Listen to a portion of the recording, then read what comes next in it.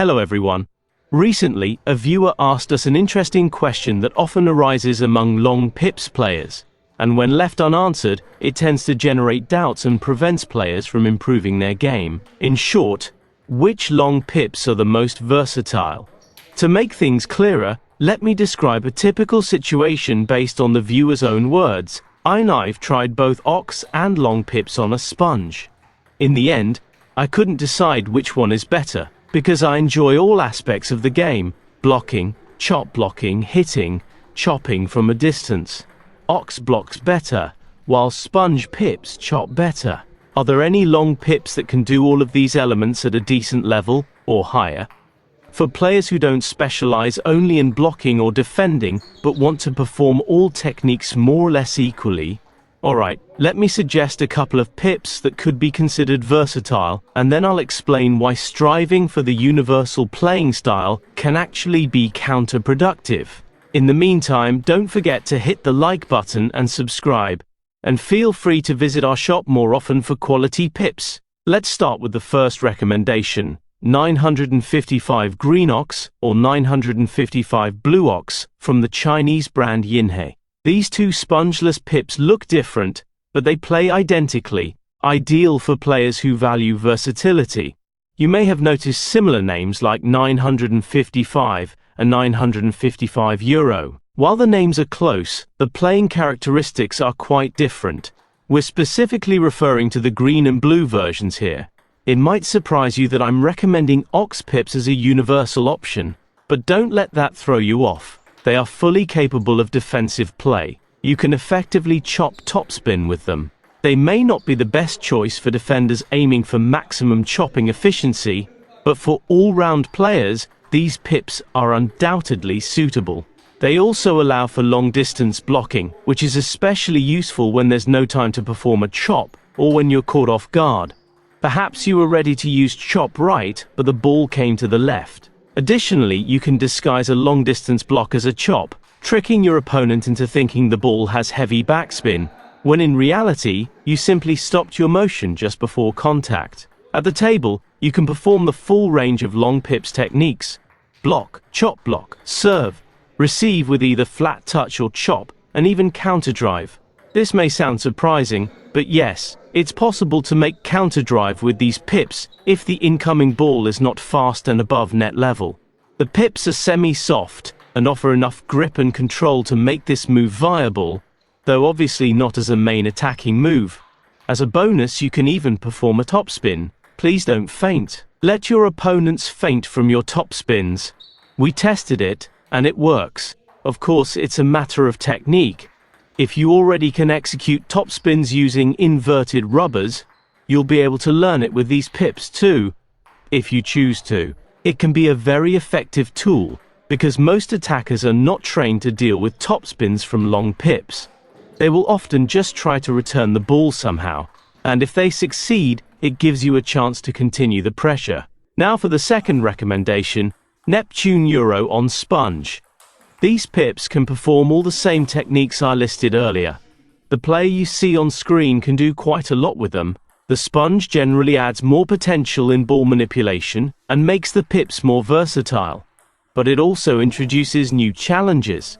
The increased grip makes it significantly harder to block topspins effectively. The player on screen handles blocks easily due to years of experience and excellent technique.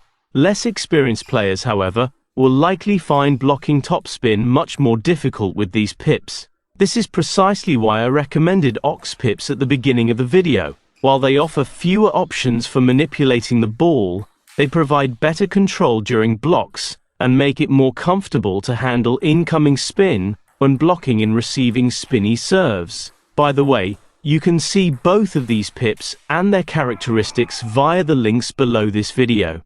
It's also worth mentioning that Ox PIPS tend to produce more disruptive effects. A racket with Ox PIPS will be 10 to 15 grams lighter. Neptune, on the other hand, performs better when it comes to chopping and counter-driving.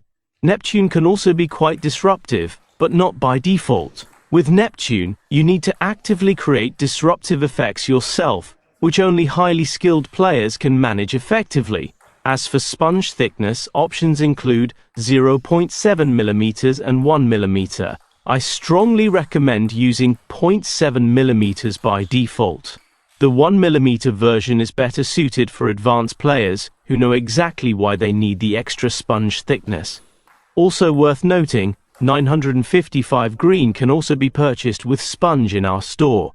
This will be something similar to Neptune, though slightly less capable overall, since Neptune uses higher quality materials. Now, friends, let me briefly address the risk of playing a fully universal long PIPS style, where you attempt to perform all techniques in equal measure. You might think there's nothing wrong with that. After all, maximum variety creates maximum difficulty for your opponent, and it makes the game more interesting. In practice, however, it doesn't always work that way. If you're playing purely for enjoyment, then use any style you like. That's perfectly fine. But if you're aiming to win more often, then trying to do everything will likely weaken your game. At lower levels, you can do anything with long pips and your opponents will suffer. But once you start facing players who know how to topspin, they'll be doing it constantly. And while you're deciding which technique to use next, the ball will already fly past you. Or you might return an easy ball, or choose a suboptimal response. That's why you need a well-practiced automated game plan. Maybe you mostly stay at the table and focus on blocking and pushing. Or maybe you start passively and then retreat to play defense from afar, or something else entirely. By the way, friends, if you haven't done so yet, please hit the like and subscribe buttons right now. Attackers are always ready to attack, usually with topspin, sometimes with counterdrive. They do it automatically, like machines. To counter that, you'll also need automatic movements based on reflexes. It may include fewer types of strokes, but it will work faster and make you more competitive. And such skills are not built in a single training session. They must be developed gradually. So if you want to compete and win in matches, trying to perform all techniques is not the best approach. You need to choose a specific play style and select your pips accordingly. If you enjoy using all types of strokes, then naturally you'll use some more often and others less frequently. With this kind of approach, versatile pips can definitely be used if you find them comfortable or enjoyable. It's a reliable option. The key is to play faster, apply more effective techniques, and execute them with higher quality. That's all for today, friends. If you have any questions about this topic, feel free to leave them in the comments under the video.